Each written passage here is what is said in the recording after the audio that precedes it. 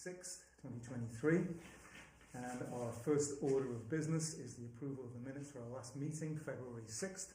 I think everyone here tonight was present at that meeting. I assume everybody's had the chance to look at those. And if there are no changes or comments, do I have a motion to approve? Motion to approve. And seconded. Ted. All in favour? Aye. Aye. Carried unanimously. Okay. Second order of business. Moving on quickly. Short agenda tonight. County update. Thanks for coming. All right, so just your standard updates. There's nothing new with the water and sewer master plan. For the transportation master plan, staff is moving forward with presentations to Planning Commission. Of course, we've talked to each of the municipalities, got input from them. So we're moving forward with the Plan Major Street section right now. The annual report, which I believe you guys are approving later this evening, and will send to us, that will be submitted to the state within the next month or two.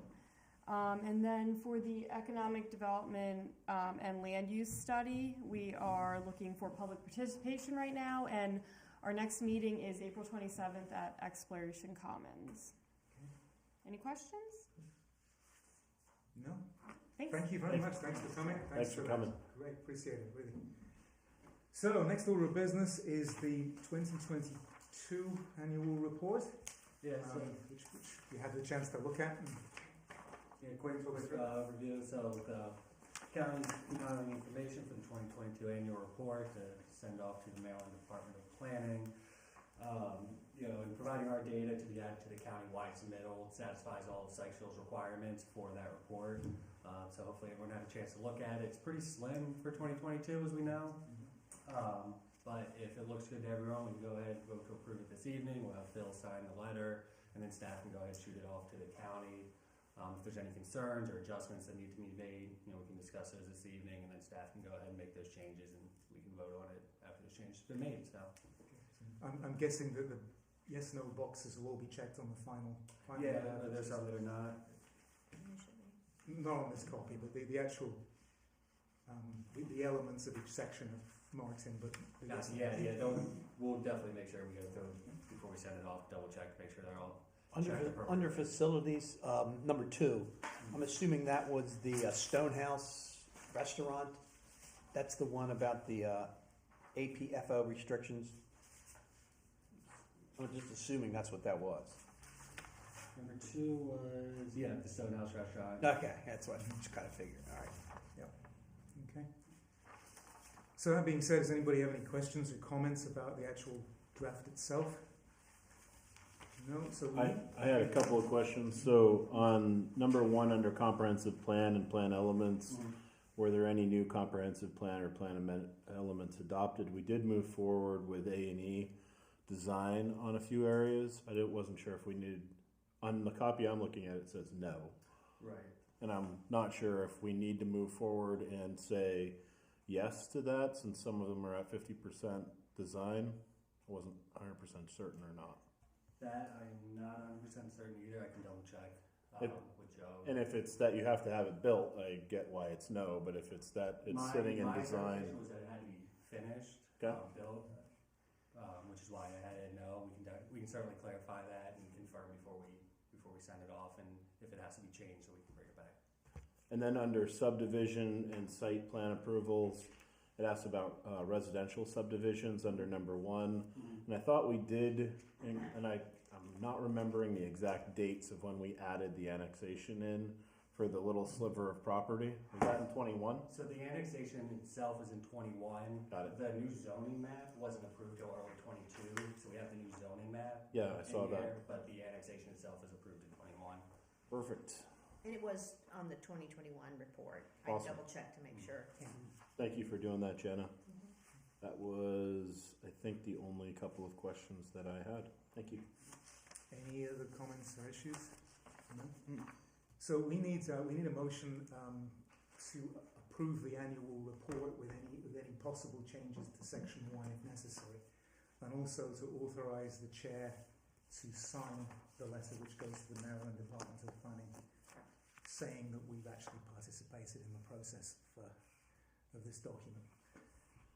So, that being said, I'll make a motion like Phil just said. So I move Take a that look we at number one. I and, approve that we approve the annual report as presented with possible changes to the first section if necessary, and that I am authorised by this body to sign the letter to the Maryland Department of Planning, which gives information that we have followed through on this process. Can someone second that? Oh, sure. Okay, Ted second it. All in favour? Aye. Aye. Good to go. And if you have that letter, I'll sign it tonight if you want me to do that. Yep. And final order of business is town updates. Yeah, so just a quick update on some things that have been going on. First, on the Intergrace property, so just as a refresher, it's that undeveloped piece of land in the PEC district, sort of behind the Parkside development along 32 there. That wasn't sold. I heard on the grapevine that they'd sold that property into Grace. I guess they still own it. So Intergrace still owns it, right? That's what was my understanding. Okay, it's being developed potentially by, we spoke with representatives from the developers, but it's my understanding, like I said, Intergrace still owns that property. I think they bought it right after the Warfield folks, and then Warfield sold it to Intergrace pretty quickly after. I thought Elm Street had that property, that they had just procured it. That was my understanding as well. Yeah, I think so. Elm Street being the developer, I think you might be right, is the owner now. We just continually refer to it as the Intergrace property because that's what it's been. So got mixed up in my mind. But Elm Street is the developer now, who we've been in contact with about that property. And initially they came to staff kind of asking about a potential rezone of the property. That never materialized. So based on more recent conversations we've had with them, it sounds like they're going to submit a plan under the current PEC zoning regulations. They said potentially as early as this spring. So we could see a plan from them maybe in the next few weeks, maybe by next planning commission meeting we can have something in front of you guys, fingers crossed. But that's where that stands. So they just told us how they're going to move forward with whatever they're allowed to do under PEC. So it's tough to say what that exactly is going to look like since we don't have any sort of plan in front of us. But that is their goal, hopefully by this spring. One thing I would just add to that. So the council had a town hall discussion back a while ago now in relation not to this property, but to the PEC development that Warfield has. And the town came back resounding. In fact, Councilman Dyer actually held up a sign in the last council meeting where we talked about it again, where there was about 71% of the folks didn't want us to move forward with a zone text amendment at that time. I think you'll recall all those discussions. And the one thing I just say is that when we do receive this package in, it's really important that we take a real hard look at it and think about what the town would want to see. Obviously, we need to adhere to whatever the current zoning is for that area and be understanding of that, but at the same time, there could be some misunderstanding about what it is that could happen there. That property is topographically challenged already. I'm sure that the developer will come in with some really good ideas, but one of the things that I've heard from the community is that there's an interest in keeping it as rural looking as it looks. And when you're looking at many new homes possibly in that area, folks may have a lot of opinions about that. And so it's real important that this body takes a real serious look at that when it does come in. I know we all will, but I just want to make sure that that context is part of your thoughts when that's happening. And I've heard it could come in as early as April, just so you all know. Okay. Be interesting to see what is actually proposed under the present zoning. Right. So just a note, it does say that Intergrace still owns the Does it property still own it? as of It says it. as of 5/16/22. Okay. So Okay. Good. Look forward to that. Yeah, so as soon as we get something from them, obviously we'll be sure to let you guys know. Sure. Next, Schoolhouse Road property. We received the town received a utility permit request from BGE a few weeks ago, which kind of prompted us to give them a call, see if they've made any progress, if there's been any updates on that, if there's any change in their timeline. really what the representative told me is that they're still addressing some concerns with the county, but they're hoping to produce a preliminary subdivision plan later this year. Now we do know, and I think I spoke to Claire about this a few weeks ago or a week or two ago, they're still trying to line up, the water issue with what they're proposing on their plans and what the county's water and sewer master plan says. And I think Claire mentioned that, the next amendment to the triennial update won't be until either fall of 2023 or spring of 2024. So that would probably be the earliest that we would really see a plan from them, because they have to get those things lined up before they can submit an actual plan to us. So still sounds like it's going to be a little while until we see an actual plan from them, but just wanted to give you guys an update since I did speak to them recently. Final update, there were no questions on that. We are planning for a zoning subdivision ordinance rewrite to be included in the FY24 budget. So I know I wasn't around during the comp plan update, but for those who were, we expect it to be a similar type of process as that was, though it is expected to take a little bit longer. And really that's because we want it to be a very deliberate, thought out process. We don't want to put ourselves in a time crunch because it's a big project and this is something that we want to get right.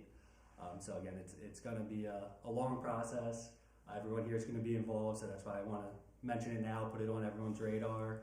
Obviously we don't need to do anything this time, but as soon as we start getting more updates about it, I'll be letting you guys know because again, it's going to be a long, big process. We want to make sure we nail this one, so just something to be on the lookout for. Is there anything, any other updates about the timelines from the state, getting guidance for municipalities for the marijuana? So not yet. So the last I heard, I did reach out to someone at MML who follows these closely. Last he mentioned to me is that they requested some potential amendments to the bill, notably being allow municipalities to potentially opt out of allowing any of this. I haven't heard if any of that's being discussed or incorporated. Joe did come to me and he did mention that he mentioned something of a grace period that will be allowed. So it won't be as soon as July 1st hits. We have to be ready with whatever they throw at us. We will be allowed some sort of grace period of potentially up to a year to get our regulations figured out. So I'm just continuing to monitor that. There hasn't really been any big updates on the actual legislation itself, but it does sound like regardless we will have some time to figure it out even after July 1st. So that'll be the opt-out would follow New York State's model. Yeah. They allow municipalities Right. to either opt out or not have any unreasonable restrictions whatsoever if they opt in. Yeah. So we'll see how that pans out. When you say opt out, what does that mean? Just not permitted at all as a business. Yeah, Like, You mean the sale? Okay. Yeah, retail sale. Be like a dry county or Right. something. Yeah. But if you don't opt out, apparently in New York State law, you cannot put any kind of unreasonable restriction on the sale of it as long as you're opted in. So anyway, we'll see how It's two extremes, yeah. Yeah, pretty much. So we'll see how that pans out. Yeah, it's still working its way through the legislature. So Okay, good. Anything else? Just one other update, and appreciate the update. I went back and looked at the staff report for Mayor and Town Council of Sykesville, July 11th, 2022. Elm Street Development would begin to dialogue with the council, and Elm Street Development's the new owner of the intergrace parcel. Just to clarify, that piece, it was after the May. Okay, so that's so piece that you they had. turned around and just sold it. Yep, thank you. Yeah, thank you for the clarification. Thanks. no problem. Yep. Okay, cool. Anything else, folks? No. In which case, I move that we adjourn. Do I have a seconder? Mike? All in favour? Aye. Good to go. Thank you very much, folks, for coming. And So SDAP takes a long time to update.